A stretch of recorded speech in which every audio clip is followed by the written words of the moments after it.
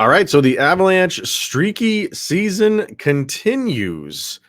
Is this just what we're going to expect from the Avalanche this season, or are they going to break out of this at some point and be a little bit more consistent? A lot to talk about on today's episode of Locked On Avalanche coming at you.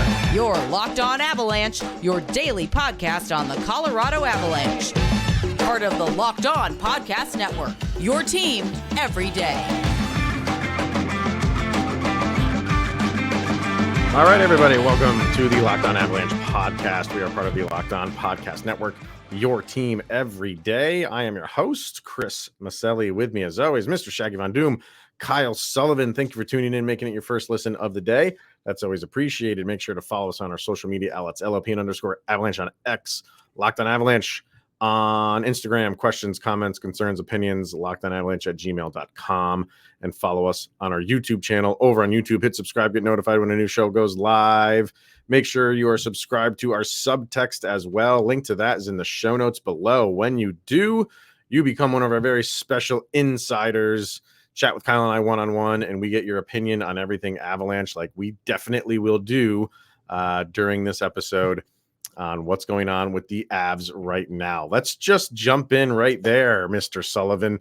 Like I said in the beginning, like it's just been a streaky season. There's you are having win streaks followed by losing streaks, followed by win streaks, followed by losing streaks, and then it trickles down to the players. You're having players have streaky seasons where they're really good for a handful of games and then they're kind of invisible. So we'll cover all of that stuff, but just I kind of want to get your lay of the land right now on how, like, where are you right now? Because it's tough for me. It's tough to answer it because it's like, yeah, right now it's not good. You're losing, handful of games again. But when things are going well, it's like, okay, like now things are good. This is how we expect this team to play. So it's just, what are we getting from this team? What are we getting? And despite all that, they're in first place. Despite all that, they're in first place. Go ahead. All right. I'm glad that we get to have this talk here. Everydayers, welcome to this forum that we're having here. This is a closed door meeting. Closed door. Just don't tell anybody this is going on. But you talk about streaky inconsistency. Look at the last 5 games. That's 1-4 in the last 5. Like make it 1-5 in their last 6. Well, yeah, really what it is. We're the Arizona game, and like this is rewind to 2 very attractive guys that do a Locked On Avalanche show, looking at this December schedule, saying, "Wow, December, that's a winnable month." Absolutely, you really can't make any excuses for dropping a game in December, especially. Look at that 5-game homestand. Wowee zowie. Now look at them. It's embarrassing. And watching that Philly Flyer game, my word, you want consistency. They're consistently not. There's no effort. There's no. If you watch the Locked On NHL, me and Gil, we talk about this a little bit, and this is something that's just a theme going through this Avalanche team.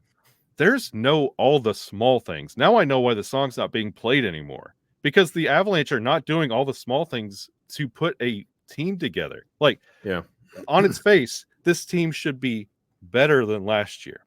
If you go out and get Ross Colton, Miles Wood, and Ryan Johansson, this is a better team. We were talking about it before the season even started. This team is an all-star team. Why are they putting forth such an abysmal effort against Winnipeg? It was a loss. This Flyers game, inexcusable. I put this one up with the St. Louis 8-2 game. Yeah, I mean, it's weird because the wins, for the most part, look really good. And the losses look really bad. You're not having those losses where it's a grind out game and, it could just go either way. And you have that loss where you're like, you really feel like gutted because you played so well and you just lost that game. It's yin or yang right now with this team. And like I said, like when things are clicking, we've seen it right before this 1-5 stretch, they were what, 6-1, 7 1, 2, 3, 4, 5, 7-1 before this current 1-5. And we keep going back to that one loss during that one stretch was against the Predators, where they just collapsed in the last minute. So you have just you see good parts of this team, and you're just waiting for that to continue. And I don't want to be that guy that's because the Avalanche a couple years ago won a Stanley Cup, and they're a good team. Like, we just naturally think they're going to come out of it. I do. I think this team is too good for this to continue all season long. But I know there's some people out there that, like, let's say the Avs do kind of like, just get into a good flow, because this has happened for the first 2.5 months of the season. I think there's people, like, even, going into a playoff spot, that'll be in the back of their minds, like, are the Avs going to fall back into early season form? Which I will always say this: people hang on how teams start the season. Like, when the playoffs come around, and if a team is limping into the postseason, teams will say, well, that team started hot. We're gonna, they'll just catch that lightning in a bottle again, and the playoffs will be like the beginning of their season. That is not the case. So yes, while right now it's just hit or miss with the Avs, and right now I give it to you that when the game starts, I genuinely don't know what team is going to show up. You don't know, and it, if it's going to go good, it's going to go good. If it's going to go bad, it's going to go bad. But how they are playing at the end of the year, and I know I'm getting ahead of myself a little bit, but this is the reality of it. How you play heading into the playoffs is what you really, really want. And we will get there eventually. And if they're heading into the playoffs on a really nice run and been playing well for the, during most of February and March and what's left of April, you'll feel better about it. You don't feel good about it right now because it's just, you don't know what team is going to show up on puck drop. And the Avalanche, let's be honest, like, going back to this December schedule, they're not making it easy on themselves when that time comes. The Avalanche could be banking wins that they should have by now. Yeah, definitely. Yep. Like, they're making it to where they're going to really have to find a way to really make an impact at the end of the season. Like, you could be clinching the playoffs a month before the playoffs roll around. If you could get wins against Winnipeg, Arizona, the Ducks, like, these are games the Avalanche on paper with this team are comprised. Sakic and McFarland put this team together for games like this. But on the ice, when the Philly Flyers have the lead and you're sitting there watching the effort the Avalanche are putting on the ice, and you're like, well, that's it. Yeah, no, I agree with that. Like when the Avs are down, it's a challenge to get back. Yeah, it really, and that's not something we're used to as Avalanche fans in the past couple years. You're used to this team always grinding. What was the game against Dallas when they were down 3-0 and then scored the 6? Like, I mean, you're not used to that. You're not used to scoring 6 unanswered, but you're used to this team battling and getting back in. And right now you're used to seeing, like, if they get down, man, like, and you miss it. I've said this before, like, and they have a chance that they miss on, you're like, I don't know when the next chance is going to come. Yeah. And that was an example in that Winnipeg game. They got down, and that whole third period, you're like, they're running out of time. They're running out of time. They're running out of time. And then you felt that way through the second period. You're like, oh, if they could just turn around the third.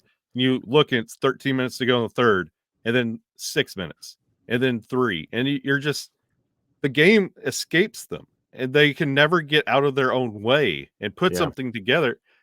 Guess what? Hey, Avalanche, I know this is just a foreign concept, but if you get out there ahead initially and continue going with that full-on pressure, you make it where you don't have to come from behind in the third period and whittle away, like, those chances you take. If I would just love for the Avalanche to hit the ice as the better team and not have to prove it some way down the line mid-game, like a Yeah. It doesn't matter who the goalie is. Georgiev, Prosvetov. I don't need a save to swing momentum. They need to go out and score a goal in the first minute or two and just continue rolling. Yeah. But I want to ask the question: is this just what this team is going to be this year? Will they overcome this streakiness, or are we just going to have to deal with this? And are the Avs like Tampa Bay of years past? And I'll explain what I mean in that coming up next.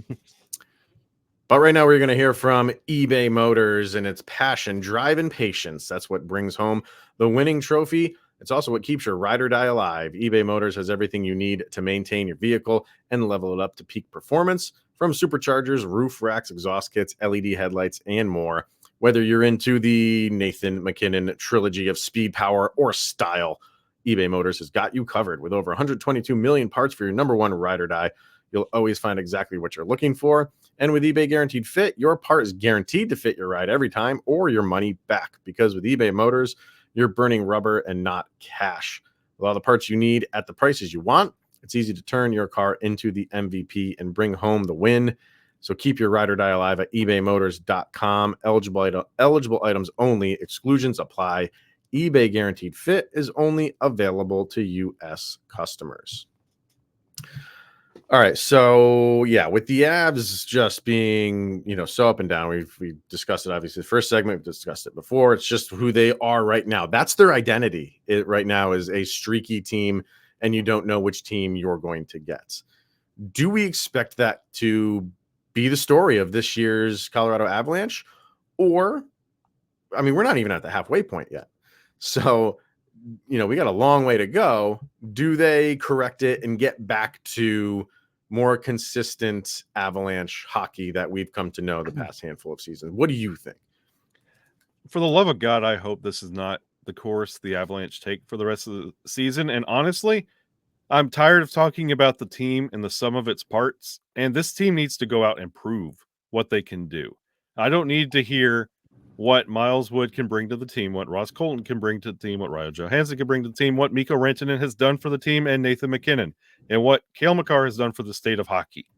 Mm-hmm. I need this team to go out and prove it, because it reminds me a little bit of Shaq and the Super Lakers when they had Gary Payton, Karl Malone, Kobe Bryant, and Shaq, and the team couldn't do anything.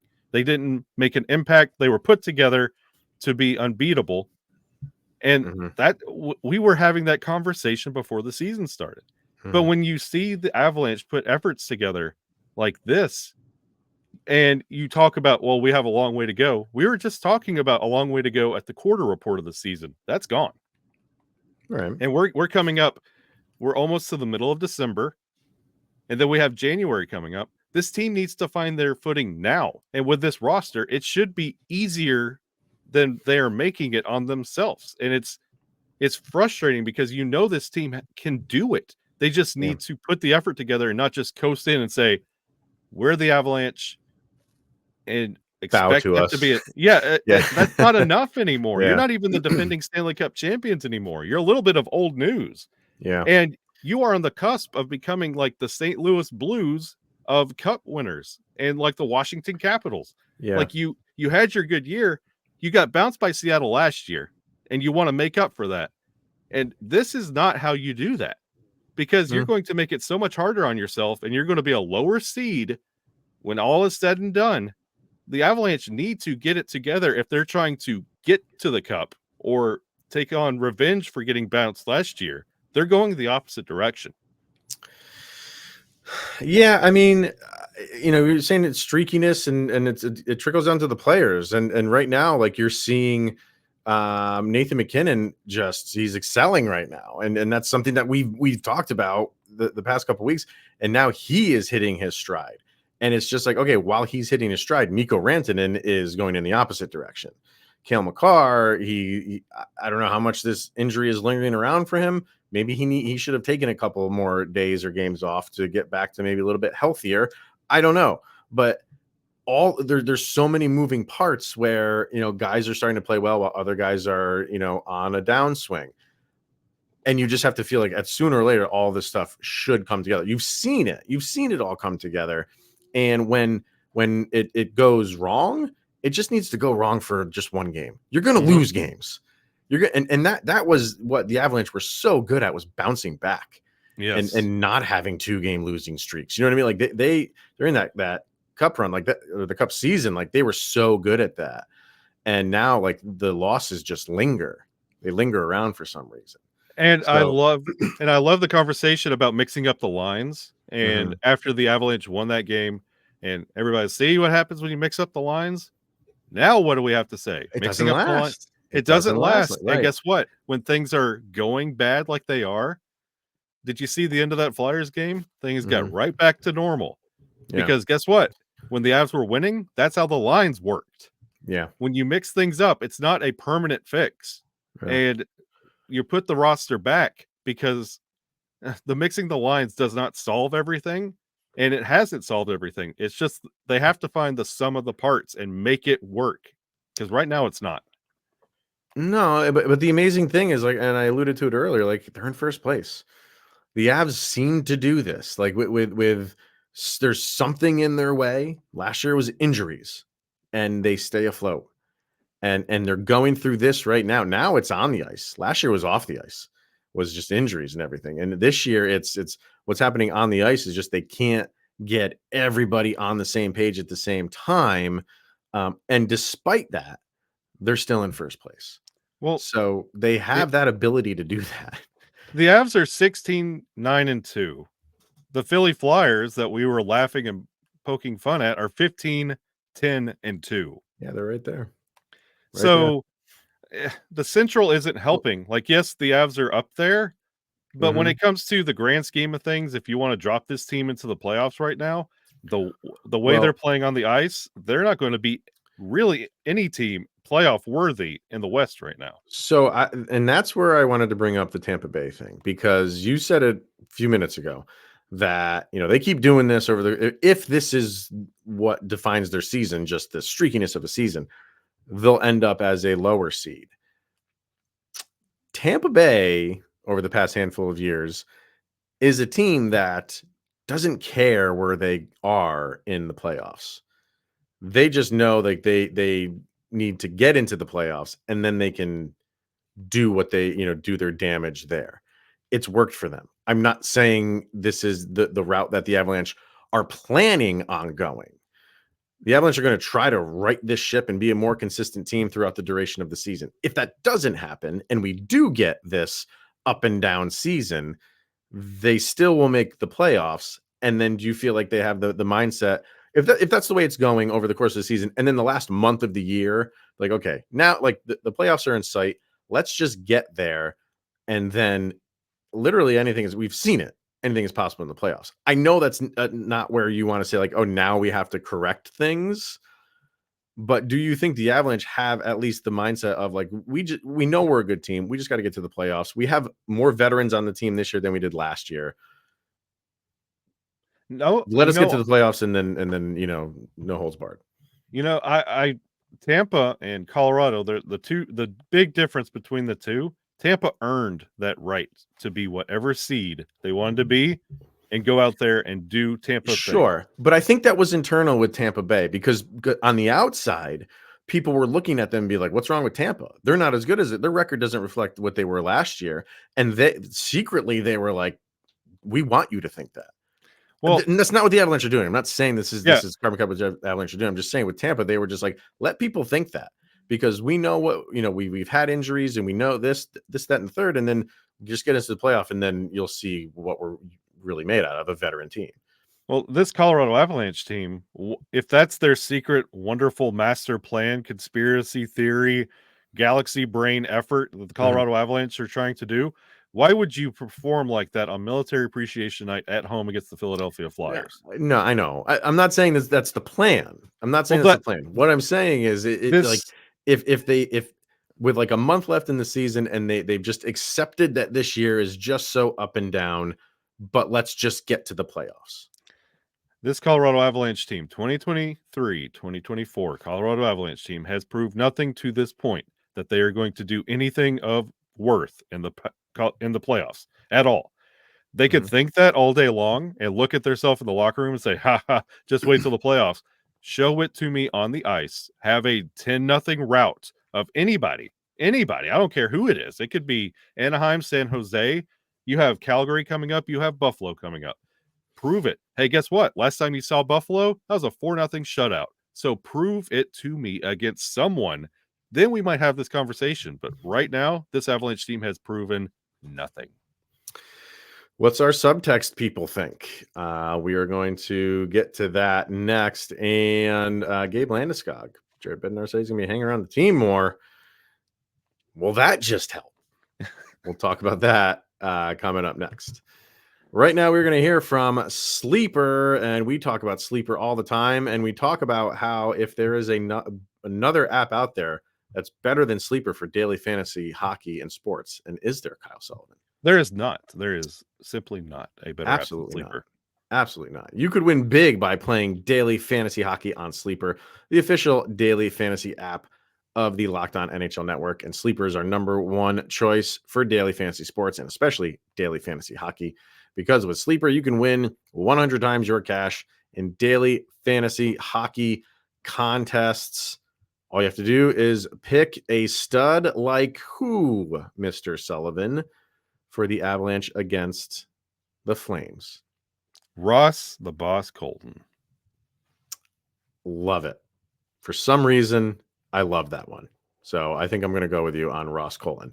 And you can pick Ross Colton to record more or less than their Sleeper projections for things like goals, assists, saves, plus minus, and more in any given game. So use the promo code LOCKEDONNHL and you'll get up to a $100 match on your first deposit. Terms and conditions apply.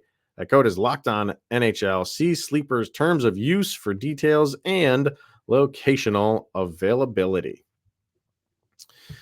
All right, let's get to our subtext people. They obviously are weighing in on what's going on with the Avs right now. This is Vargar.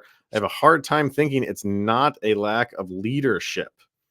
The talent is there, although Makar doesn't look 100%. Coaching is there. What else could it be? Yes, Lekkonen's absence is a loss. So is the defensive depth with Sammy G. It's either poor locker room chemistry or lack of leadership. Probably both. I've been saying this whole season, I don't think this team lacks leadership, and I still don't feel that way. You're not gonna. This team hasn't been around each other as long as they have been, the core of these guys. And losing Gabe Landeskog suddenly just makes the leadership of this team fall apart. It changes it for sure. But I don't think that because Gabe Landeskog's not around there, and we will be talking about him, like I said, of him coming back and hanging around the team in a minute. But I just can't put myself there. I just don't feel like that you know the guys that are left to lead this team can't do it.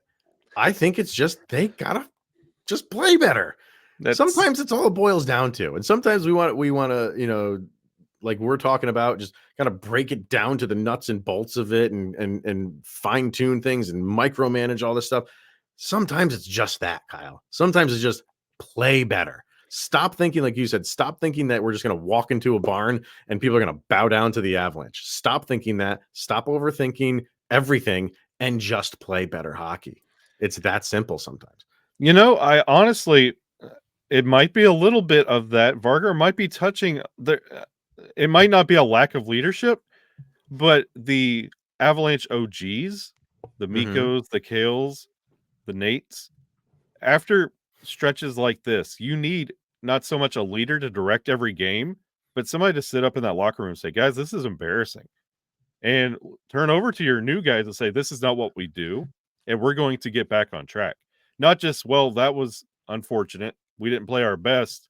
Rinse, wash, repeat next game. You need somebody to step up and say, guys, this is not how we play hockey. This is not Avalanche branded hockey. And that's where you need that voice to come from. Not somebody to quarterback and just mimic everything Bednar says in the locker room and be that rah-rah guy. You need somebody to say, guys, this is embarrassing. We are better than this. Right. Let's prove it. But I think they've done that. Like they've had those meetings, and I'm sure that they even talk about, like, guys, like, that's not how we play. And then they turn around and eventually correct it, and we've seen them go on a run. It's just not sustaining it. That's the issue right now. Is if you know, this is embarrassing, and that was for the duration of the season, they'd be down with Chicago right now, but they're not. So they have those moments that are bad, and the problem is they've had multiple moments of things being bad. It's not just, hey, it happened early in the season, we've corrected it, and yeah, we're gonna have a loss here and there, and maybe we'll have even 2 losses in a row, and then we correct it. It's just, like I said earlier, when it's good, it's really good, and when it's bad, it's really bad. And you're constantly having to have those conversations of this is embarrassing instead of just having it once in the beginning of the season and moving on from it. I don't let that Central Division status fool you, because if you take the loser points and add it to the loss, this team is 16-11. That's 5 games over 500. Yeah. That's where you need to be looking. This team, record-wise and standing-wise, might look a little better, but they're 5 games over 500, and that's not Avalanche hockey this deep in the season. Madam Battleaxe, I'm sad to see that we just can't stay consistent. We have to win face-offs. I don't think the lines are the problem. Cohesion and a little more discipline. I think absolutely. I think Coach Bednar has a rough road ahead. And she gives her prediction for the Flames game. She says 3-2 Avs. Doesn't say if it's in overtime. So I'm just going to assume she means if overtime. It's Battle Axe, it's overtime. It will not be a clean win. We are not consistent with our game and need to clean it up. But she still thinks that they take that game. But she's right. She's right. I think it's we brought in Colton and Ryan Johansson, and we thought our face-off problems were solved. They're not. Who knew it was Nico Sturm all along? All along. It was, yes, the one and only Mikko. Tanya, I think the number one problem Colorado's having right now is Mikko. Sooner or later, he'll start scoring again, and I think things will be just fine. Any loss is painful, and if you ask me any loss is painful in the end of the world, but these losses aren't bothering me as much for 2 reasons. 1, they're still holding their own in the standings, and 2, it just feels temporary. Yeah, I'm with you. Like I do. Like I'm not. There's no panic button in my office here. None. And I know for some that that's not the case. But I'm with, like, yeah, the losses have been easy to digest because they've been playing so bad in the losses. I hate the losses where you're playing well and you just get out muscled for that last goal. I hate those losses. Yeah. These losses I'm okay with because you can look at it from as an Avalanche team and be like you were saying, like, guys, come on, we're better than this. It's because we're both fathers, and we are giving the Colorado Avalanche, we know you can do better. We're disappointed. We love you, but we know you can do better. That's what this is. But she says Mikko is it's a concern right now. And just like the team, I think he's going to snap out of this, but you would love for him to do it while Nathan MacKinnon has snapped out of it, and they can do this together, Maverick and Goose style. And if you want to draw parallels to last season and the Avalanche success, Mikko was a big motor behind the Avalanche. So huge. You could draw a lot of parallels to Mikko's production and where he sits and the success of this Avalanche team. The discussion on who actually drives this team in the shadows or up front, whether it's Nate or Mikko, we could discuss that all day long for 8 hours if we want. But Mikko is just as valuable as Nathan MacKinnon. And if he's not there, don't expect it to last forever. Remember last year when it was like, it was all injuries and you'd get somebody back and then that game, somebody else would get hurt. Yep. And it was like, whatever you got back, something was taken away. And I feel like that's on the ice this year. Like, it was the goaltending for a little while, and then Georgiev started playing better. And then what was it? It was the power play went sour, and that seems to be, getting better. And now it's a Cale Makar injury or sort of, or Mikko's playing, but you're correct. You're putting out these fires and they're starting to play better, but it's like, okay, when Mikko starts getting hot, now it's like, okay, what's going to happen now? And then, Lehkonen got hurt. It's just, there's all these little things. Last year was off the ice. This year it's on the ice. This is Easton, I believe. Yes. He says, I'm not sure. It seems like they just give up easier this year or just don't have the same grit as last year. Last year, it seemed like even during the bad stretches, everyone was white knuckling and at least giving a bit of an effort. And this year, there just seems to be more coasting. I don't know. 100%. Yeah. You're Yeah. watching Which is odd because last year they didn't have a gritty team. Yeah. They were not a gritty team last year. They went out, they got bigger, they got stronger, they kept their speed. And you know, it's not like they're just phoning it in. And they are gritty when they need to be, but they're not gritty forward. They're not gritty first still. Last year it was fight or flight and they had to survive. This year they're just the project's due tomorrow. We'll try tomorrow. We'll take an Ambien. Do the project at midnight. You betcha. So Gabe Landeskog apparently is going to be around the team a little bit more. All his rehab has been going on in Toronto. So he's been away from the team, and he said like he didn't want to be doing his rehab at the Avalanche headquarters just because he didn't want to like take away from the team, didn't want to take away resources. You didn't want to be the hardest working Avalanche member on the team with one knee. So, you know, that's a wonderful thing for him to say, right? So, but I guess the plan now is for him to be around the team more. What that means, what that looks like, I don't really know. I'm just assuming maybe that's just at practice. He's just on the bench more at the games. He's in the locker room with them. I would love I don't know if he can be on the bench. I don't think he can. That would be awesome. If you know a guy's out for the full duration of the year, could he be like a de facto, like a coach for the season and on the bench? Oh, he's going to be That'd like, be nice. He's going to be the Avalanche version of Taylor Swift, and we're going to be looking for him in every arena, trying to find where he's sitting. Like, Gabe's at the game, we're going to win. Yeah. So, I mean, it can only help like morale anyway. Yep. So, what do you think? What do you think of this? I'm just being around the guys more. No, we just talked about it in the first two segments. You want to talk about leadership? Well, the man's come around. He's here. The captain will be around this team. And we were just talking about somebody to say, hey, this is embarrassing. Mm-hmm. Just imagine Gabe Landeskog comes back and sees the mess of a team that he's left behind and says, hey, like, how do you explain, hey, Gabe, this is what we've been doing? Like, that's kind of embarrassing. And you kind of want to step it up a little bit. And Gabe's going to say, I brought my one good leg over here to kick you in the butt. Yeah. Like, it's, you want to play a little bit better for Gabe Landeskog because he has sacrificed so much to get back to this team. And now that you're on this team, you're giving so little. I think that's going to balance out. And I think you're going to see the spark of the return of Landeskog. I'll say this, like, again, fast forwarding to the end of the year. If Gabe Landeskog hanging around the team more is where this team starts to be more consistent. And we look back and be like, oh, you know, December, I think you got there, I don't know, just say December like 8th. The Avalanche record from December 8th on was incredible. That only adds to the Gabe Landeskog legend. Yeah. You know what I mean? And his captain, like, as one of the best captains in Avalanche history and still in the National Hockey League, even though he's not playing. Yeah. It only adds to it. So we'll see. We'll see where this goes. Maybe it is. Maybe it is that turning point that they need. And just having that guy there in the flesh just helps a little bit more. And I think it would. I mean, it would. I can tell you right now, if I was on that team, I'd stand to attention and be like, okay, I got to play more. Bosses in town. Yeah.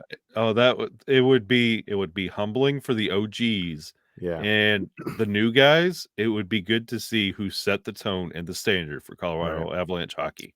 Right. So we'll see where it goes. Yeah. So we will discuss the game against the Avalanche and the Flames tomorrow. I do want to end the show, not so much on a sad note, but I did get another message from a listener, Matt Harvey, and he asked me to send a shout out to their dog that they had to say goodbye to. And his name was Baxter. And I'm going to say that they got that name from Ron Burgundy and Anchorman. Or they Buster Baxter from Arthur. Was that Baxter? Yeah, Buster Baxter was Arthur's best friend. Really? Okay. See, I went straight to Anchorman and Ron I went to Burgundy Arthur. I was and homeschooled. Baxter ate food right out of the fridge. I'm not even mad. But he said, his son, whose name is Logan, and Baxter were best friends, and they had to say goodbye to him. And he sent me pictures of him. Cute dog. Oh my God, what a dog! A Puggle and Beagle. Puggle, half pug, half Beagle. Cute dog. So Logan, we're here for you, man. And it's never an easy thing to do, but you have pictures and you have videos, and you will always have those special moments of Baxter between you and him forever. So good boy, Baxter. All right. That's going to wrap it up for today, everyone. Thanks for tuning in, making it your first listen of the day. That's always appreciated. Until then, we'll be back tomorrow, like I said, to discuss the Avs and Flames.